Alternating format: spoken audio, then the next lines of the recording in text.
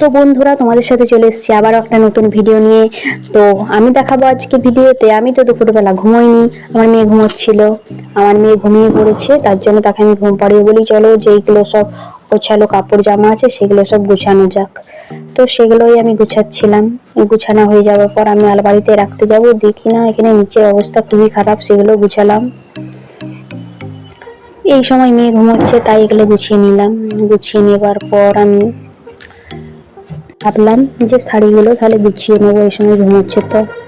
কিন্তু ওই যে বললাম, আমি যখনই ওকে ঘুম পাড়িয়ে কাজ করতে যাব তখনই ও উঠে পড়ে।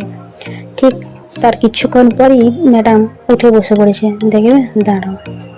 আমার ম্যাডাম উঠে পড়েছে, উঠে দাঁড়িয়ে আছে।